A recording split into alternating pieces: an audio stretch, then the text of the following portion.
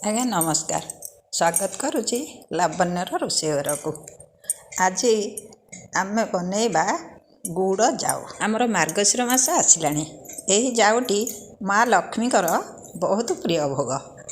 एथिपाई आम आज यही जाऊटी की प्रस्तुत करवा। आसतु देखि नबा एथिपाई आमको कौन दरकार।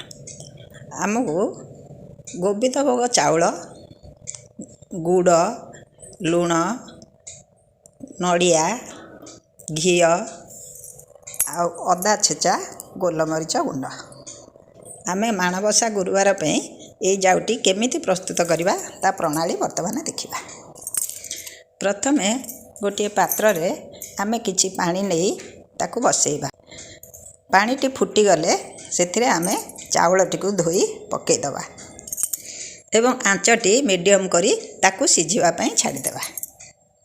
किछि समय सिझीगला परे आमे ता देहरे तेजपत्र, लुण पकई दबा एवं गुड़टी आउ गोटे पात्र रे अल्प पानी नहीं गुड़टी ता देहरे आमे मिसई ताकू पानी रखी दबा।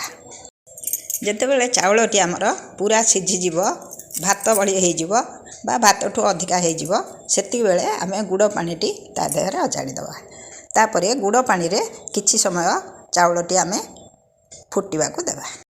आमे एकाथरे गुड़ पकई मध्य करि परिबा, किंतु सेमिति चाउलटी फुटे नाही, ता मझी किछि किछि रहि जाए चाउलिया चाउलिया। तेणु एमिति प्रोसेस रे कले चाउलटी आमर भल भाबरे फुटी नरम हो जाइथिबो। तापरे आमे गुड़टी देले से आउरी सुंदर भाबरे नरम हो जिवो। एई फळी हेई गले आमे ता देहरे नड़िया कोरा, गोलमरीच गुंड एवं रखिथिबा घी भल करी मिसई दबा।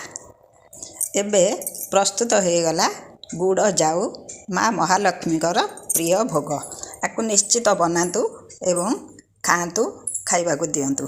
चैनल टी को लाइक सब्सक्राइब करने को जेपरी न भूलती। आउ केमिति लागिला कमेंट मध्य करिवे। रहुची नमस्कार।